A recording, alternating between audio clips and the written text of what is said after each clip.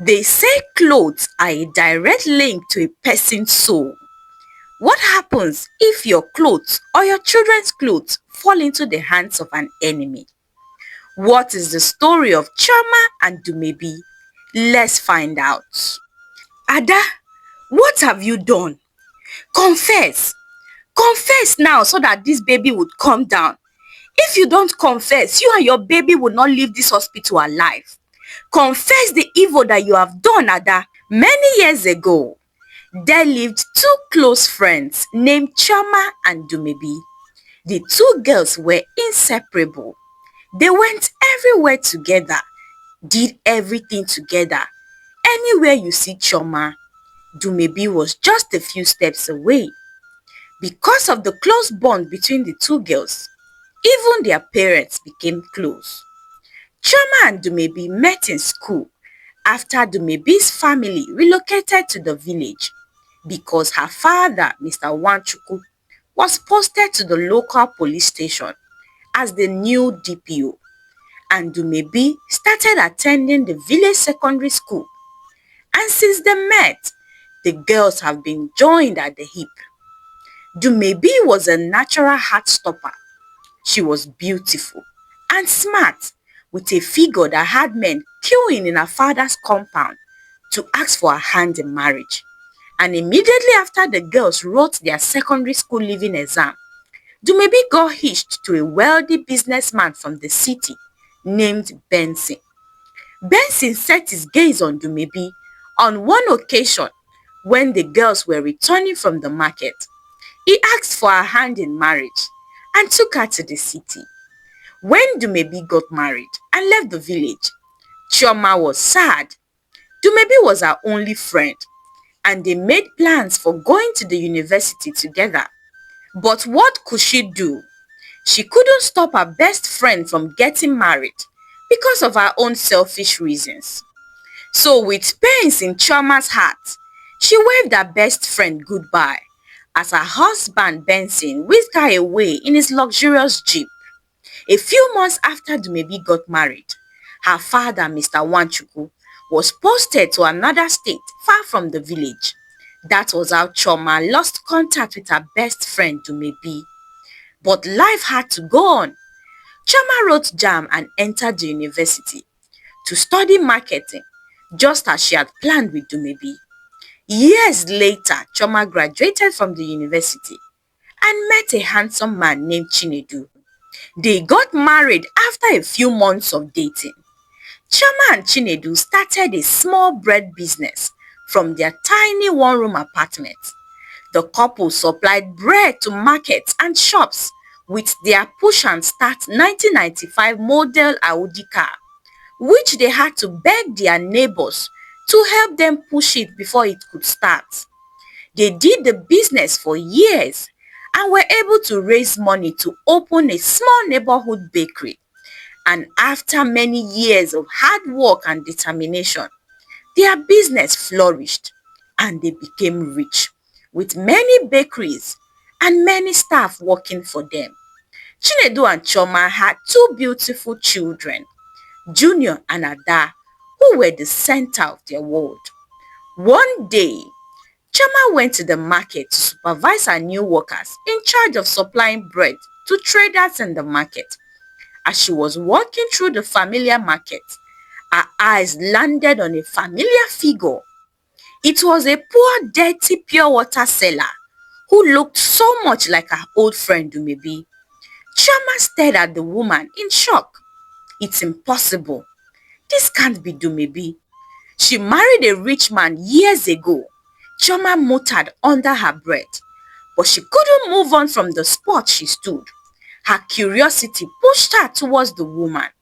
Chioma approached the pure water seller and lightly tapped her shoulders to get her attention. But when the woman turned to face Chioma, she almost collapsed in shock. It was Dumebi in the flesh. Without warning, Chioma screamed and lunged towards her long-lost friend, hugging her with joy and excitement. "Dumebi, is this you?" she shouted in shock and disbelief. She took her friend to a corner and held her hands tightly. Dumebi, what are you doing here? What is going on? Where is your husband? Choma asked her friend in a low voice. She had many questions running through her mind. Dumebi was the last person she had expected to see selling pure water at the market. But Dumebi bowed her head in shame and sadness. Choma pressed further, urging Dumebi to say something. Then Dumebi opened up. Choma, life hasn't been easy, my friend. 5 years after Benson and I got married, calamity started.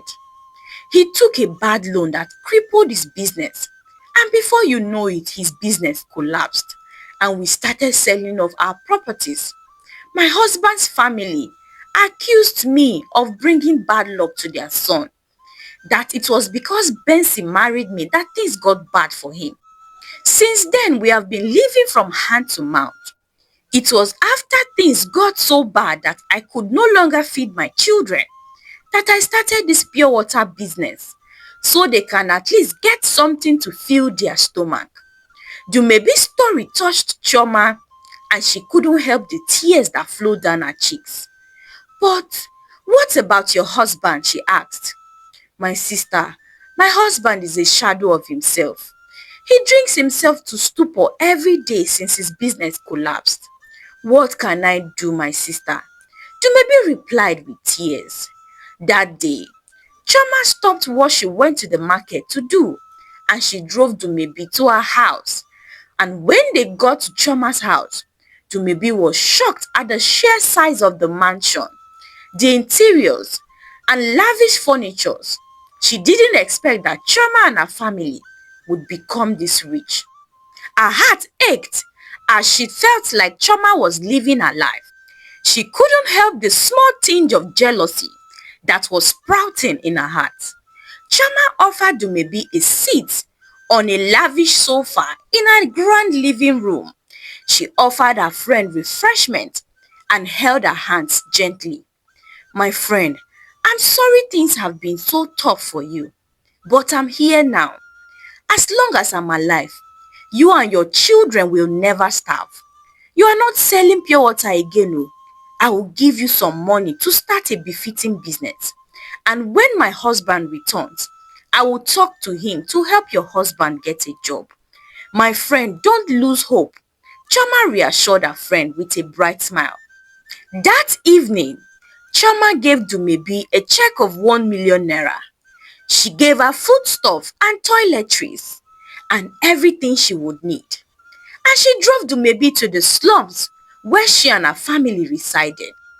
When Choma got to Dumebi's house, her heart broke. Things were really bad for her friend.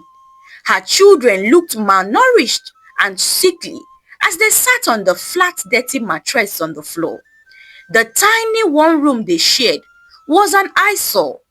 There and then, Choma made up her mind to help her friend move from this hole she has found herself. That evening, when Chinedu returned from work, Choma told him that she met her longtime friend at the market and that things were not good for them. She begged her husband to use his connection to get a job for Dumebi's husband. A few weeks later, Dumebi came to Choma's house crying bitterly as if the world was about to end. When Choma saw her friend, she panicked. Dumebi, what is it? What is the matter? Why are you crying? Choma, I'm finished oh. I'm pregnant, Dumebi replied. Choma burst into laughter. Chai, Dumebi, you scared me. I thought something bad happened. Choma, this is bad. You are rich so you will not understand. I already have 3 children who I can barely feed. Now this happened. Dumebi, children are blessings from God. Why are you not crying like a secondary school girl that was impregnated by a secret boyfriend? My friend, cheer up. Choma, you won't understand. Where do I get money for baby things? Baby clothes and diapers and other things. My business is just starting and it is not stable yet. I can't afford this baby, Choma. I'm scared. My friend, that's why I'm here. I will help you through this pregnancy. And after you give birth, if you need anything, tell me, I will help you. And as for baby things and clothes, my children are still very young. The baby things I used for them are still very clean and new. You can have them. They are even sitting in the storage room collecting dust. And as for baby clothes, my children's outgrown baby clothes are still very new. We didn't use most of them, so you can have them all. Then I'll help you buy the rest things, Chama said with a smile. Chai, my friend, you will do this for me? God bless you. Oh. Come on, Dumebi. You are my sister. Chama went to her children's room and packed all her children's outgrown clothes, toys, and baby supplies. She packaged everything neatly for Dumebi and called a cab to take her and the things home. She gave Dumebi a large sum of money to accompany the things. When Dumebi got home that evening, she started searching through the clothes and supplies. And as she was arranging them, she couldn't help the jealousy in her heart that has now grown into envy and hatred for her friend Choma. Choma was living the life meant for her. She was more beautiful back then and she married a rich man immediately after her secondary school. Now, she was now begging for scraps from her friend's table. Dumebi stared at the baby clothes with anger. How dare she give her used baby clothes? Was she trying to prove a point that she was better than her? That her unborn child was meant to wear hand-me-down or krika clothes from her children? Did she think she was better than her in any way? Dumebi boiled with rage that came from the pit of her stomach. That night, she couldn't sleep. She pondered on the issue, fanning the flame of anger and hatred towards Choma. And what do they say? Jealousy begets evil. A few weeks after Choma gave out her children's clothes, calamity struck. Strange things started happening in her home. At first, it started at dreams, nightmares. Every night, Choma would see herself being chased by a dog. Chinedu also complained about similar dreams, but they never thought anything to it. They thought it was just normal, but the storm was building up slowly. One night, Choma and Chinedu were woken up by a loud agonizing scream from their daughter Ada. Choma jerked up from the bed and dashed towards the children's room to meet her daughter, screaming and wailing and squirming in pain. Choma rushed towards her daughter, holding her tightly. Ada, what is it? What is the matter, Ada? Talk to mommy. Mommy, my leg. Mommy, my leg. Ada cried out in pain. Choma checked Ada's leg for any sign of injury, but there was none. Ada, what happened to your leg? Mommy, a dog bit my leg. It was chasing me and I fell down and it bit my leg. Joma looked at Chinedu, who was standing beside her, with fear and terror. It was the same dream they had for weeks now. That night, Choma and Chinedu rushed their daughter to the hospital. When they got to the hospital, the doctor ran series of tests on Ada to know what the problem was, but they found nothing. Ada was in perfect health. The pain in Ada's leg was so bad that the little girl had to be sedated to keep her calm. And whenever the anesthesia wore off, it was trouble. Ada would scream and struggle, her voice shaking the entire hospital. Choma and her family were in panic. They didn't know what to do. They took Ada to other hospitals in the city to get a second opinion. But they all said Ada was a healthy child. But physically, she was far from healthy. Her life and essence was slipping away before their eyes. Not satisfied, Choma and Chinedu took their daughter to other private hospitals, but nothing. By the end of the week, they had gone round 10 hospitals with no solution. And every day, Ada became weaker. But the storm was not over. A few days later, Choma got a disturbing call from Junior's school. Junior had been behaving strange all day, biting his classmates like a dog, and muttering incoherent words. The teacher didn't know what to do, so they locked him in an office until his parents arrived. Chinedu went to the school to get Junior, and it was chaos. He couldn't get Junior to calm down. Junior, who was usually a well-behaved child, became aggressive, biting his father and muttering words Chinedu couldn't understand. Junior was taken to the hospital straight, but the doctors couldn't find anything at all. He was a healthy child. They began another round of hospital visits, but no solution.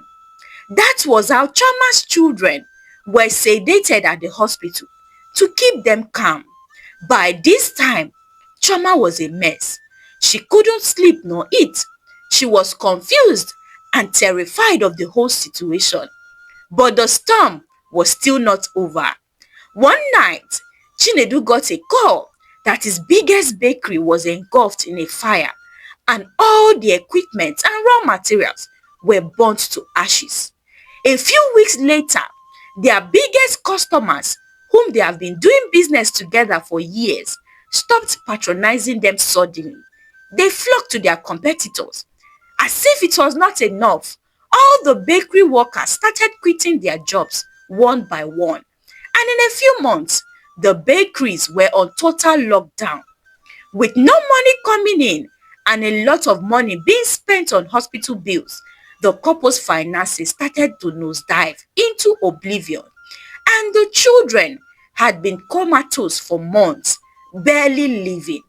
One day, Mama Chinedu came visiting. Her son's situation had become a source of concern to her. She called Chinedu and his wife one evening and began, "Nedu, I've been thinking, this thing that is happening in this household is no longer ordinary. Oh.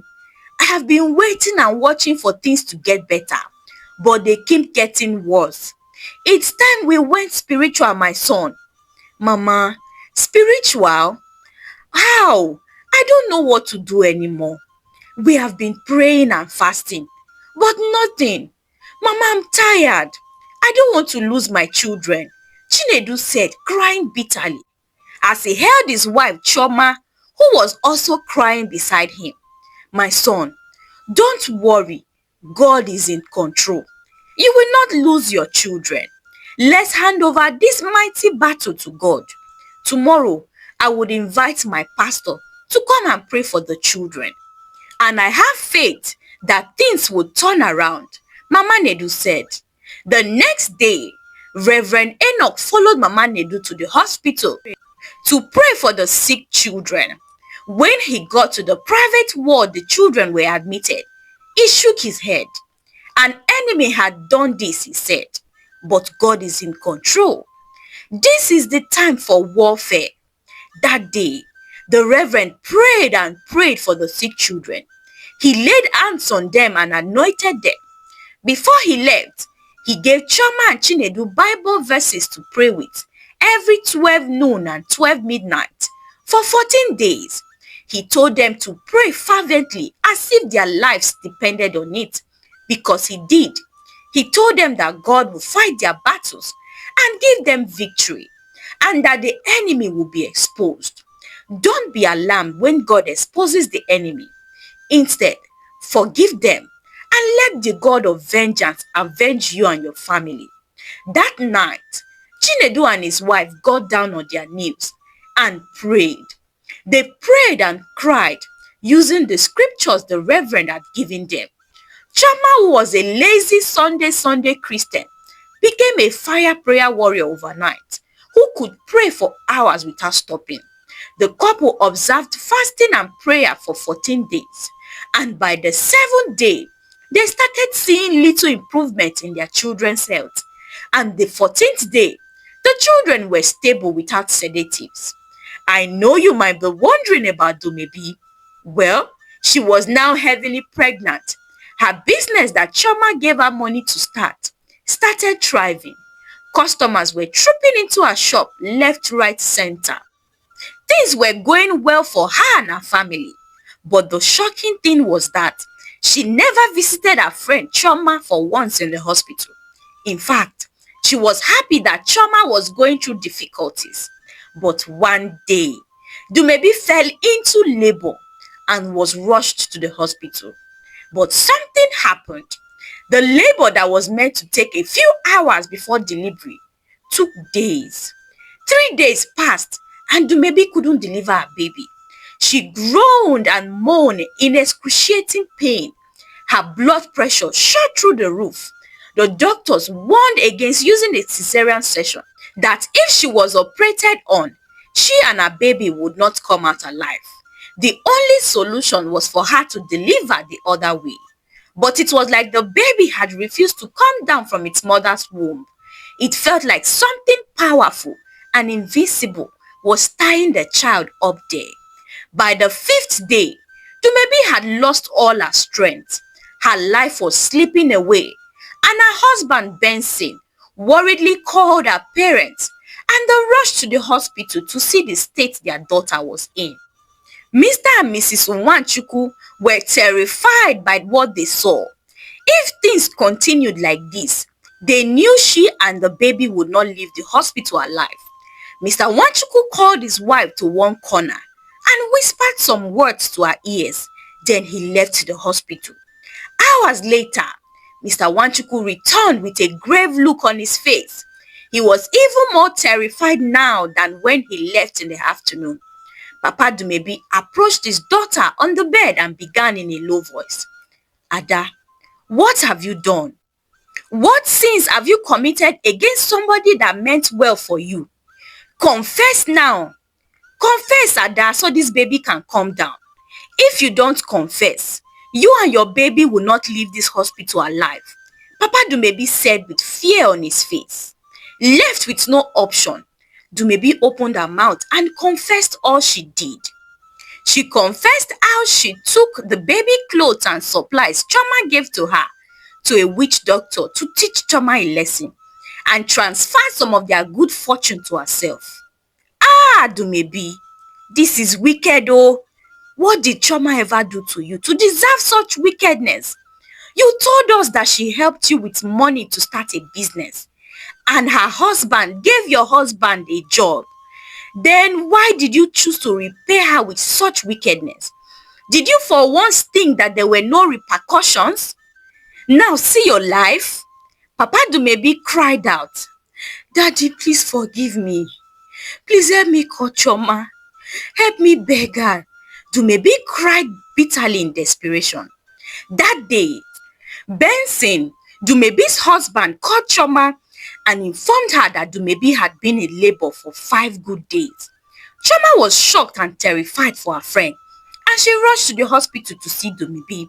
When she got to the ward, Dumebi confessed all the wicked things she had done to her and her family. She begged Choma to forgive her.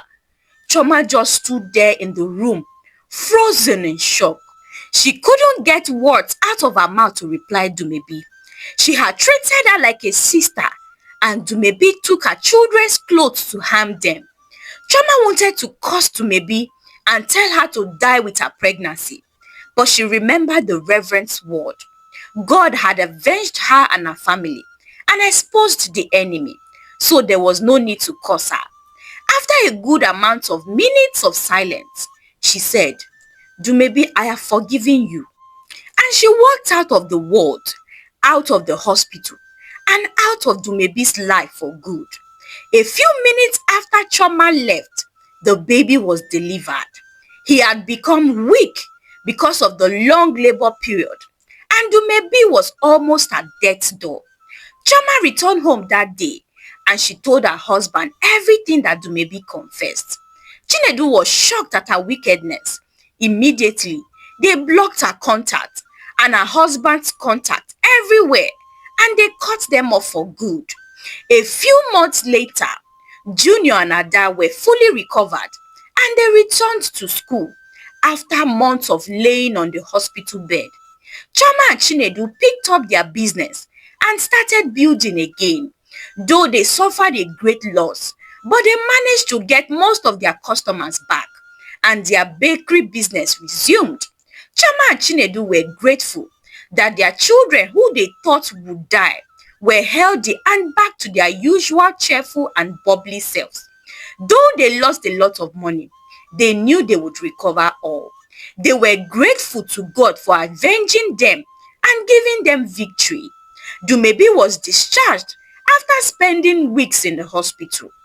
She and her husband spent all the small savings they had gathered on hospital bills. When Dumebi returned home, her business had collapsed. All her customers had flocked to other shops in her absence, and she was plunged back to square one. She regretted her life, but it was only God that could save her and her family from the pit of misery they had found themselves in. Hi, lovelies. What do you think of the story? What would you have done if you were Choma? The moral of this story is that if you do evil, you will reap evil. If you do good, you will reap good. Let me know of your thoughts in the comment section below. And let me know where you're watching this video from in the comment section below. Give this video a thumbs up if you haven't done so by now.